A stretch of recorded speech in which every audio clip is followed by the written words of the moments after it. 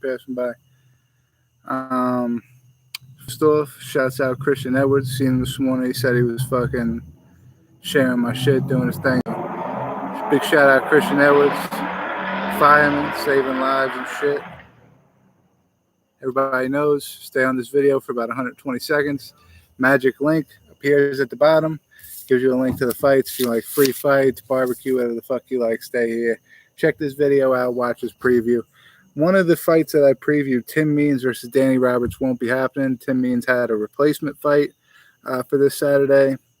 That fight was also canceled. And now I forget who he's fighting. Nicholas Dalby. He'll be fighting not this weekend, but next weekend. So completely off the card. So it's going to be a short one. I only got 1, 2, 3, 4 fights to preview for you. Marlon Vera, Davey Grant's going to be a good one. Vera's 16-7-1. Never been finished in his career. 7 losses, all of them by decision. He's 1-2 in 2020. He's got a knockout win over Sean O'Malley, which was the ankle injury. And then he's got decision losses to Song Yindong and Jose Aldo. Davey Grant is 13-4. Excuse me. All 4 of his losses are via submission. He's 4-3 in the UFC. He's got wins over Marlon Vera, February 2016.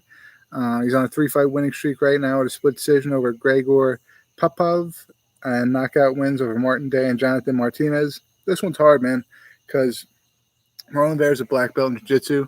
Davey Grant is like a blue belt or a brown belt or some shit like that, so a little bit lower rank than him as far as jiu-jitsu goes. And I think the difference is, one, he's got a win over him, so he's got the mental edge over Marlon Vera, but he's way better of a striker. Marlon Vera's only chance to win this fight, in my opinion, is landing a submission, and I don't think that happens in a 3-round fight. Marlon Vera comes in at a -350 favorite. I think this might be one of my biggest underdog picks, probably in the history of me making picks right now. I'm going to go Davey Grant by knockout, first, second, maybe in the 3rd round.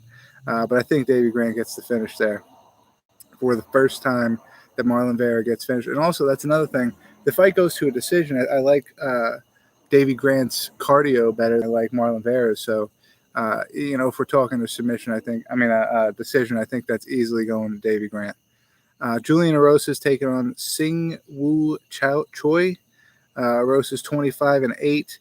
11 wins via submission, 11 wins via knockout. It's 22 out of his 25 wins being finishes. Never been submitted in his career. He got knocked out in 4 out of 8 of his losses, so he lives by the striking, dies by the striking. 3-fight win streak he is on right now. He won 2 straight since returning to the UFC. What the fuck was that? My goddamn South, all these fucking bugs and shit. Yeah, he lost 3 straight fights, leaves the UFC, wins 1. They bring him back. He's on a 2-fight win streak after coming back with a submission win over Sean Woodson and a knockout win over Nate Landwehr. He's going against 9-3 Woo Choi, 5 wins via knockout. He's 2-2 in the UFC. He lost decision to Movsar Evloev, and he has a submission loss to Gavin Tucker in the UFC. I think he's very new, 12 pro fights going against 33 pro fights.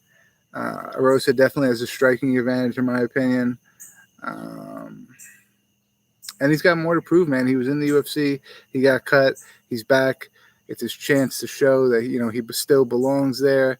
Choi's a young kid. He's got to use him as a stepping stone. I'm going to go Julian Erosa, who is another underdog, +115 coming into this fight. So I'm picking 2 dogs off the bat. Next one I put was Tim Means, Danny Roberts, which isn't happening anymore. Alexei Olenek is taking on Sergey Spivak. I believe this is going to be the co-main event. How about Olenek, who has 75 professional MMA fights, 59-15-1. 46 of those 59 wins via submission. 2-fight losing streak at the moment with knockout losses to Derek Lewis and Chris Dawkins in his last 2. 9 out of 15 of his losses are via knockout, and he is a 4th-degree black belt in jiu-jitsu.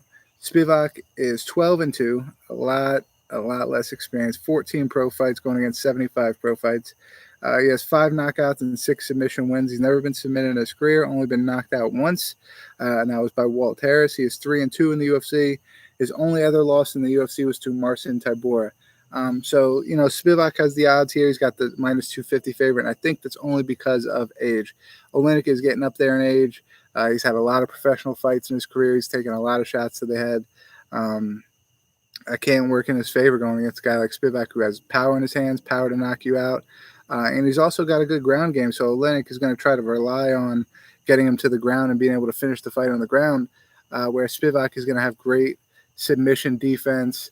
His takedown defense is kind of iffy because he's really good on the ground, so he never really perfected takedown defense. So he could end up on the ground, and if he ends up on the ground, he could get finished because Oleinik probably is the more polished grappler. But he's got great submission defense, and I think Sergey Spivak would be the easy pick here. I'd be very surprised if Alexei Oleinik takes this one. Chan Sung Jung. These fucking lights come on out of the way. Maybe they're night lights or some shit. Chan Sung Jung versus Dan Ige. Ige is a black belt in jiu-jitsu, brown belt in judo. Korean Zombie is a black belt in judo, brown belt in jiu-jitsu. So complete opposites. Dan Ige is also a former Division III wrestler. He's 15-3 in his career, never been finished. 7-2 in the UFC. He's got losses to Julio Arce and Calvin Kattar.